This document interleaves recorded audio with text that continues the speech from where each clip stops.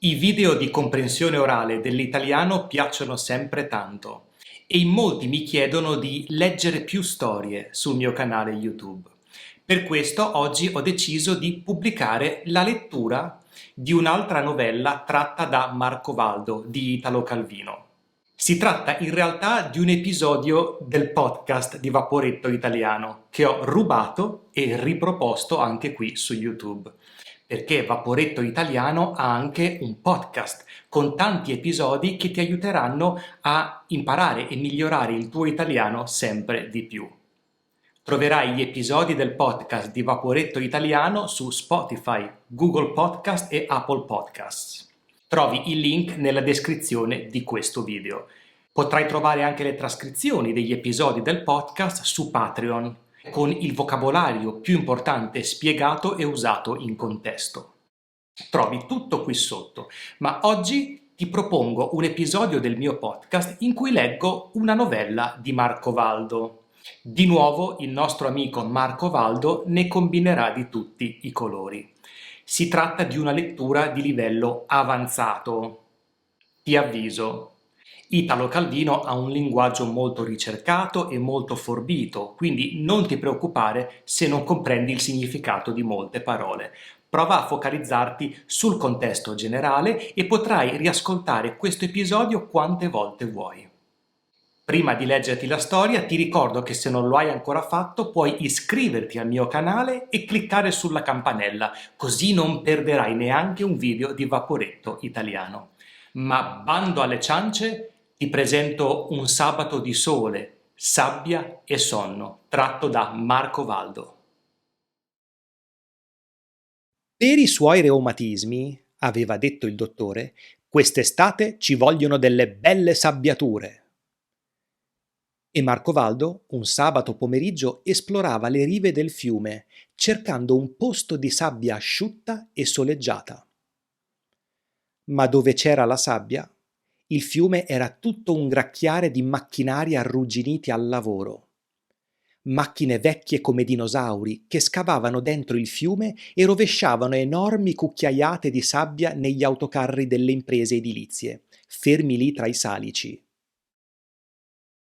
Qui notiamo già la contrapposizione tipica di quest'opera tra la natura, la sabbia e il fiume, e il mondo creato dall'uomo, i macchinari per scavare la sabbia, per esempio. Marco Valdo si chinava a tastare la sabbia, la schiacciava nella mano. Era umida. Anche là dove il sole asciugava la superficie, 1 centimetro sotto era ancora bagnata. I bambini di Marco Valdo, che il padre s'era portati dietro sperando di farli lavorare a ricoprirlo di sabbia, non stavano più nella pelle dalla voglia di fare il bagno. Non stare nella pelle significa essere impaziente. I bambini non stavano nella pelle dalla voglia di fare il bagno, non vedevano l'ora di tuffarsi nell'acqua. Papà, papà, ci tuffiamo? Nuotiamo nel fiume? Siete matti? C'è il cartello, pericolosissimo bagnarsi. Si annega, si va a fondo come pietre. E spiegava che nel fiume si creano dei vuoti che risucchiano la corrente in mulinelli e vortici. Il mulinello! Facci vedere il mulinello! Per i bambini la parola suonava allegra. Non si vede, ti prende per un piede mentre nuoti e ti porta giù. E quello? Perché non va giù? Che cos'è, un pesce? No, è un gatto morto, spiegava Marco Valdo. Galleggia perché ha la pancia piena d'acqua. Il pendio della riva erbosa, a un certo punto, s'allargava in uno spiazzo pianeggiante dove era alzato un gran setaccio. 2 renaioli stavano setacciando un mucchio di sabbia a colpi di pala e la caricavano su di un barcone nero e basso che galleggiava legato a un albero. I 2 uomini barbuti lavoravano sotto il solleone con addosso cappello e giacca e pantaloni che finivano in brandelli sul ginocchio, lasciando nudi gambe e piedi. In quella sabbia rimasta ad asciugare giorni e giorni, fine, separata dalle scorie, chiara come sabbia marina, Marcovaldo riconobbe quello che ci voleva per lui. Ma l'aveva scoperta troppo tardi. Già la stavano ammucchiando su quel barcone per portarla via. No, non ancora. I renaioli, sistemato il carico, presero un fiasco di vino e dopo esserselo passato un paio di volte, si sdraiarono all'ombra dei pioppi per lasciar passare l'ora più calda. Finché loro se ne stanno lì a dormire, io potrò sdraiarmi nella loro sabbia e fare le sabbiature, pensò Marcovaldo, e ai bambini sottovoce ordinò: Presto, aiutatemi! Saltò sul barcone, si tolse camicia, pantaloni e scarpe e si cacciò sotto la sabbia. Copritemi, con la pala! Disse ai figli. No, la testa no! Quella mi serve per respirare e deve restare fuori. Tutto il resto. Per i bambini era come quando si fanno le costruzioni di sabbia. Aggiungo un altro commento qui. Marcovaldo, vedendo tutta quella sabbia, decide di approfittarne per fare le sabbiature, ossia una terapia che si pratica coprendo il corpo con la sabbia. Questo è il suo ritorno alla natura, oltre che un rimedio contro i reumatismi.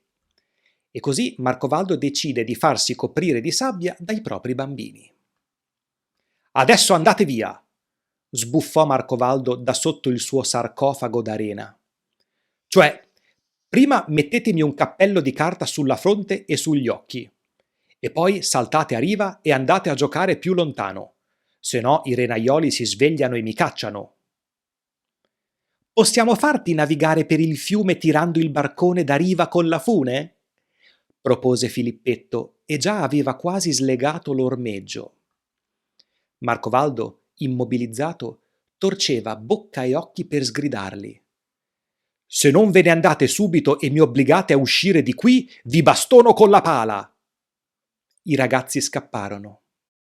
Il sole era forte, la sabbia bruciava, e Marcovaldo provava, nella sofferenza di star lì immobile a cuocere, il senso di soddisfazione che danno le cure faticose o le medicine sgradevoli quando si pensa più è cattiva, più è segno che fa bene. S'addormentò, cullato dalla corrente leggera. A un certo punto, il nodo che prima Filippetto aveva mezzo slegato si sciolse del tutto. E il barcone carico di sabbia scese libero per il fiume, con Marcovaldo dentro. Era l'ora più calda del pomeriggio. Tutto dormiva. L'uomo sepolto nella sabbia, i ponti deserti, le case che spuntavano a persiane chiuse. Il fiume era in magra, ma il barcone, spinto dalla corrente, evitava le secche di fanghiglia che affioravano ogni tanto, o bastava una scossa leggera sul fondo a rimetterlo nel filo dell'acqua più profonda. A una di queste scosse, Marcovaldo aprì gli occhi. Vide il cielo carico di sole, dove passavano le nuvole basse dell'estate. Come corrono, pensò delle nuvole, e dire che non c'è un filo di vento. Poi vide dei fili elettrici, anche quelli correvano come le nuvole. Girò di lato lo sguardo quel tanto che glielo permetteva il quintale di sabbia che aveva addosso. La riva destra era lontana, verde, e correva. La sinistra era grigia, lontana e in fuga anch'essa. Capì d'essere in mezzo al fiume, in viaggio. Nessuno rispondeva. Era solo, sepolto in un barcone di sabbia alla deriva, senza remi né timone. Sapeva che avrebbe dovuto alzarsi, cercare di raggiungere la riva, chiamare aiuto, ma nello stesso tempo sapeva che le sabbiature richiedevano una completa immobilità.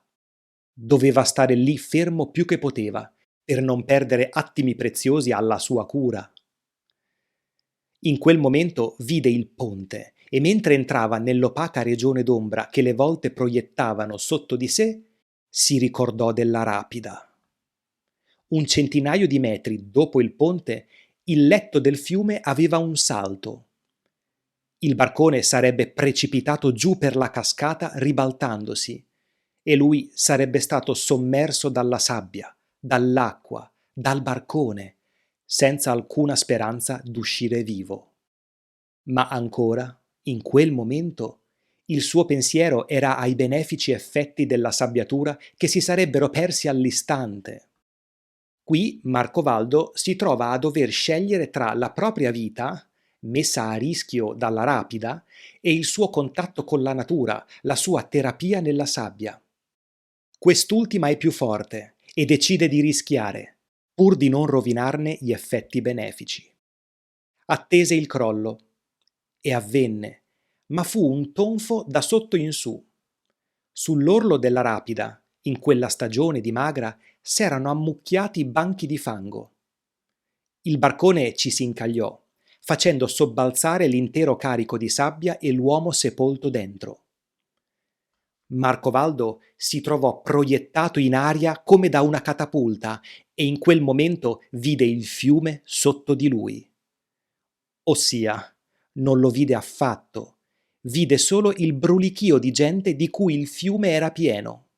Di sabato pomeriggio una gran massa di bagnanti affollava quel tratto di fiume, dove l'acqua bassa arrivava solo fino all'ombelico, e i bambini vi sguazzavano, e donne grasse, e signori che facevano il morto, e ragazze in bikini, e bulli che facevano la lotta, e materassini, palloni, salvagente, pneumatici di auto, barche a remi, barche a pagaia, barche a palo, canotti di gomma, canotti a motore, canotti del servizio salvataggi, pescatori, vecchie con l'ombrello, signorine col cappello di paglia e cani, cani, cani, dai barboncini ai San Bernardo, così che non si vedeva neanche un centimetro d'acqua in tutto il fiume.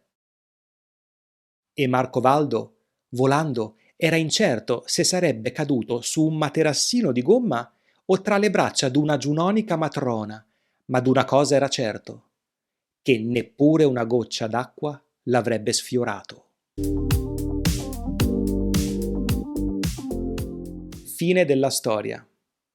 Come in tutte le novelle di Marcovaldo, non esiste mai un lieto fine. I progetti di questo pover'uomo vanno sempre a monte e non riesce mai ad avere soddisfazione in quello che fa. Inoltre, le storie finiscono sempre in modo buffo, riconfermando la goffaggine e la sfortuna del protagonista. Bene, fine della lettura. Com'è andata? Spero che questa storia ti sia piaciuta e ti abbia tenuto compagnia in questi minuti passati insieme. Ti consiglio di riascoltarla più volte per approfondirne la comprensione e, se vuoi, puoi accompagnare l'ascolto con il testo che troverai su Patreon. Grazie mille per la tua compagnia e a prestissimo!